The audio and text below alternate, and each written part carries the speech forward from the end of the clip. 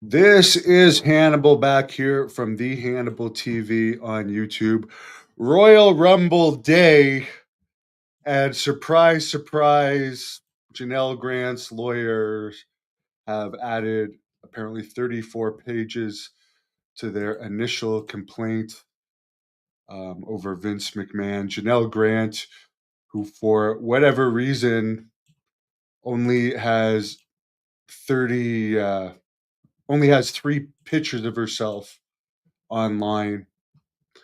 Um, let's get into the details. And by the way, she has three pictures of herself online that appear to all be probably 15 to 20 years old, because according to my online research, she was born in 1980. So she's about 45 years old now. Yet there is only, for some reason, three pictures of herself online. She's represented by a lawyer who's a former judge, and she's also represented by a publicity firm that used to represent both Joe Biden and Barack Obama. They specialize in representing Democratic people. So let's get into the new things of this lawsuit. After not being named in the original lawsuit, Brock Lesnar's name is now mentioned multiple times. Brock Lesnar, by the way, is still supposedly under contract, making about 12 million a year, just not wrestling.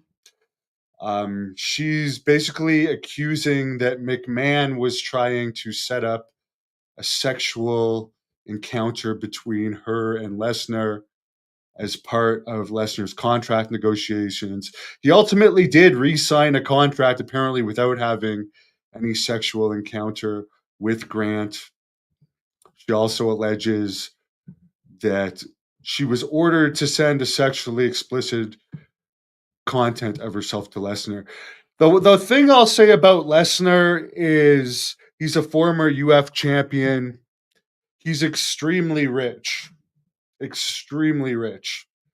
One of the highest paid wrestlers still, despite not actively wrestling, because they're keeping him off TV right now and premium live events until this dies down. Why would he want Vince McMahon's leftovers when he literally could have almost anyone he wanted? He's a mega star that actually transcends wrestling. I don't buy that. And again, this ultimately didn't happen, and he re-signed with WWE anyway. So again, these are allegations. There's a lot of questions I have about this three-picture Jannel Grant, former actress, by the way. Apparently, Nick Khan has also been named in this amended version of the lawsuit, as well as a guy named Brad Blum, who are both in the office of WWE. She did not. Here's another thing I disagree with. And again, this is my opinion. She did not feel free to quit her job and walk away. Okay, apparently she says this. Um, she was afraid of retribution. She ultimately didn't go to the police. She sued them. They came to an arbitrary agreement for $3 million. She collected $1 million of that and then started to talk about it, which was against the settlement. So they didn't pay her the other two. And that's what this whole situation is about. So to say, in my opinion, that she was too afraid to just quit her job and call the police or quit her job and sue them then. Well, she ultimately did sue them. She just couldn't keep her mouth shut. And again, I have no reason to like Vince McMahon. He's never done me any favors. I don't like John Laurinaitis. In my interactions with him, he was extremely arrogant, rude, and had power issues. I do not like John Laurinaitis. I'm not sticking up for them. I'm just saying when you sign a settlement, you're agreeing to terms of a settlement.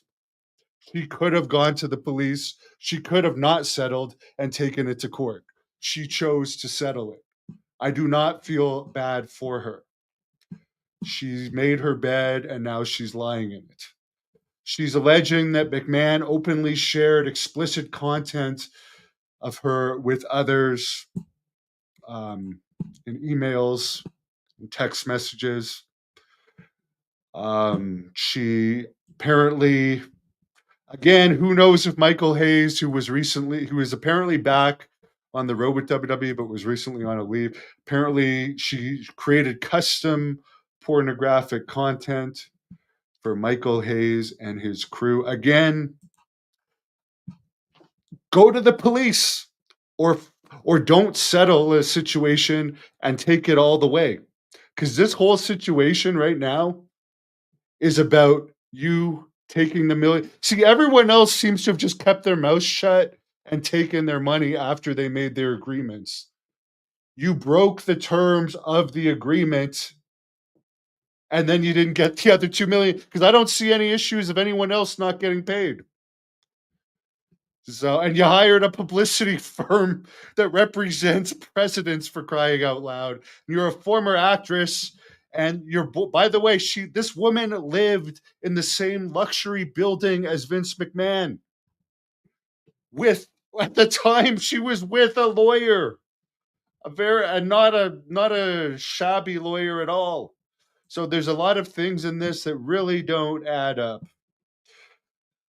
She's also saying that when she was working in talent relations, WWE constructed a new custom corner office suite for John Laurinaitis and Paul Levesque that had a special door in it that connected her office directly to Laurinaitis' office. And again, she's claiming she was forced to have sex with John Laurinaitis. And John Laurinaitis was also married at the time to the Bella twins' mother. Apparently, they've since been at least separated. And at one point, she alleges that Vince took a dump on her and made Laurinaitis have sex with her while she had the excrement on her. Again, take it all the way. Go to the police. Take the lawsuit all the way. Don't settle. She says Jerry McDivitt was someone McMahon referenced when he said he had a high power attorney on speed dial in the previous complaint.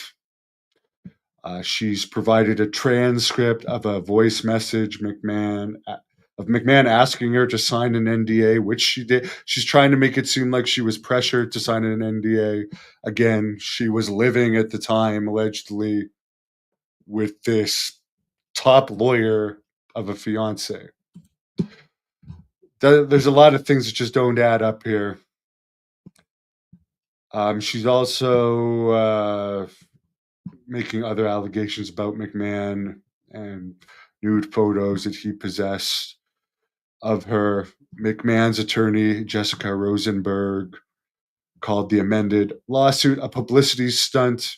Again, it is being released the same day as the Royal Rumble, so you got to think of something of the timing. As I said, I don't doubt that McMahon has done shady stuff.